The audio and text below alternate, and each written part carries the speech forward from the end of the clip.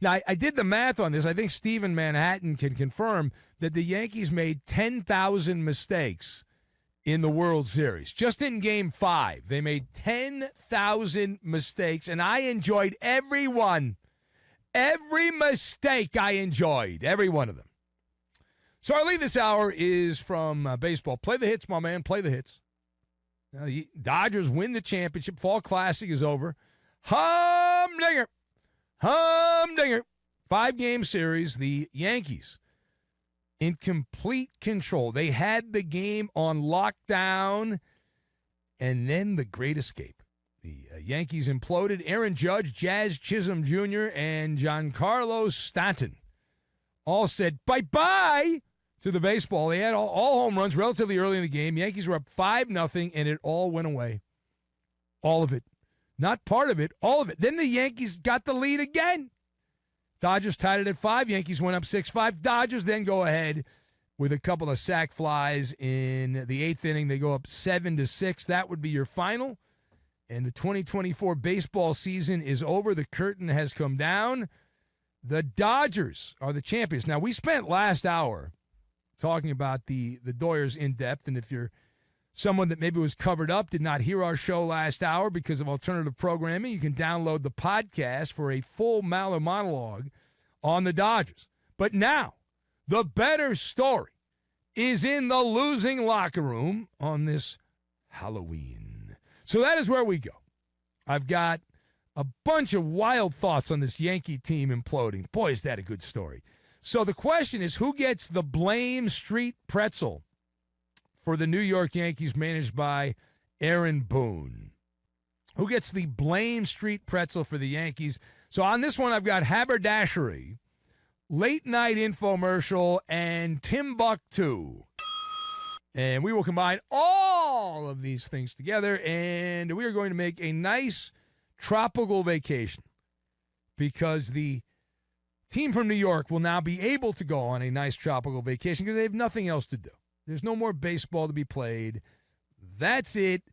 That's all. You're done. See you later. Pick up your nice parting gift. The season is over. So to kick off, though, for New York, the one that's obvious. This is an Occam's razor situation. The simplest answer is the right answer. Judgment Day. And as the great biblical scholars have pointed out over the years, the Lord giveth and the Lord taketh away. El Capitan, Aaron Judge, who had started to heat up, right? In fact, he was changing the narrative. He reached base not one, not twice. How about 4 times? Had a home run in this game.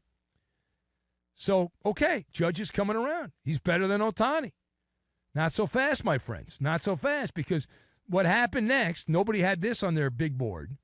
We saw a demonic portal open up, and it was Little League Baseball defensively in center field for Aaron Judge. He ended up butchering a ball in the outfield, and that led to a swirling cauldron of doom. A demonic cauldron swirling of doom from the New York Yankees there. It all happened when Judge was unable to come up with a ball hit by Tommy Edman. And it was a line drive. There was a runner on and nobody out in the 5th inning. And that error led to not 1, not 2, not 3, not 4. How about 5 Doyer runs? 5 of them. Trick or treat? Well, I think we know the answer to that. Happy Halloween. You are now going to be haunted, Aaron Judge. You will be haunted. That was an abomination, abysmal baseball, and I loved every second of it. And Judge, as the captain of the Yankees, Aaron Judge set the tone.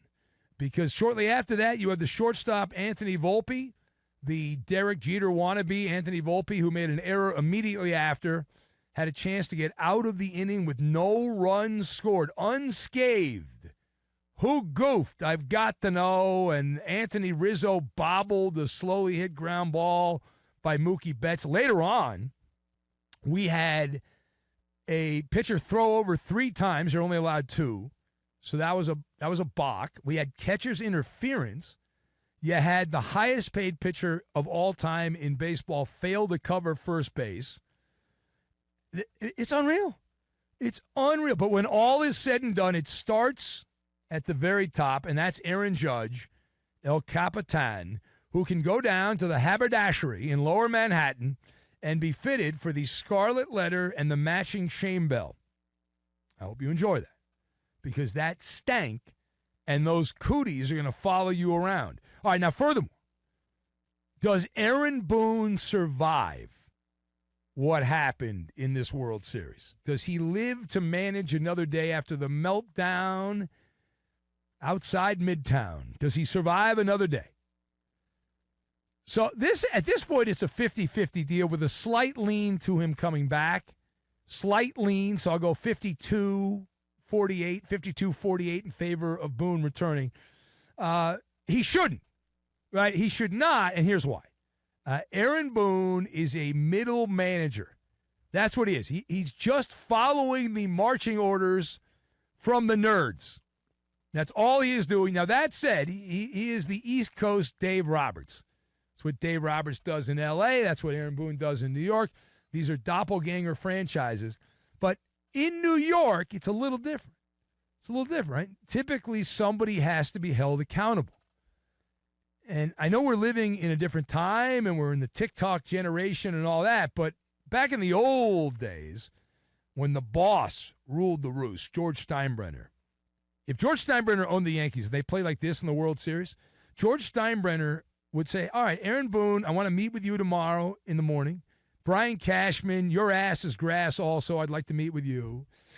But the kids are now driving the Mr. Softy truck, and it's soft serve in the Bronx, and so they'll come up with some kind of compromise.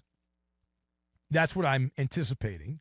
And they'll turn on a classic late-night infomercial, the Steinbrenner family, and they'll huddle around with Aaron Boone, and they'll huddle around with Brian Cashman, and they'll hit the play button, and they'll watch the Tom Amansky instructional videos on the fundamentals of baseball.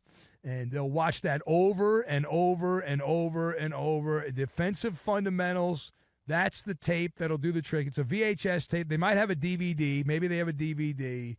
And, The other thing is, unless they fire Cashman, there's no point in firing Boone. Somebody to do the same thing Boone's doing. So that's a futile act if you get rid of Boone, but you keep Cashman, who seemingly has lifetime tenured employment with the Yankees. All right, last thing here. So what does this World Series now being done, what does this do for the future of Juan Soto? Now, he played pretty well. He was on base a lot in this World Series. He is a free agent. The Padres sent him to New York for a gaggle of suspects to be named later. And some of those guys turned out to be pretty good. But the question, what does the World Series loss do for the future of Juan Soto? So he is at a fork in the road. It's a very nice gold-plated fork in the road, Juan Soto. He is. And he has repeatedly said that he has enjoyed his time in the Bronx. But, but means everything before the word but, doesn't really matter. But he will entertain all offers once he hits the open market. So what does that mean? Status quo. Stand pat is what it means, right? Juan Soto is like the A-team. He's a soldier of fortune. Now, he's got to get max money. He turned down $300 million from the Nationals, $400 million from the Padres. So if my math is correct, he's got to get at least, $500 million? $500 million. And the good thing is, as a soldier of fortune, Juan Soto will play anywhere. Right? He'll play from Walla Walla, Washington to Timbuktu. He'll go anywhere. He'll go to Kalamazoo. It doesn't matter. Anywhere. Whoever offers the most money. And he's essentially got a blank check at this point. And he's also got, in addition to not only having a blank check, he's got the perfect out. Like, if he leaves the Yankees, he can say, hey, we couldn't win. We weren't good enough. I wanted to go somewhere else where they play better defense. If he stays, it's like, well, I have unfinished business. But you and I both know, and it's his prerogative to do this, but the common denominator, he will play for anybody. Money. Money, money, money, money, money, money. The Chicago White Sox, who are an absolute poop show. If Jerry Reinsdorf is going to sell the White Sox, says, all right, I'm going to offer you $600 million, Juan Soto will be singing the praises of Blackjack McDowell and Frank Thomas and Hawk Harrelson and zoom out to Chicago.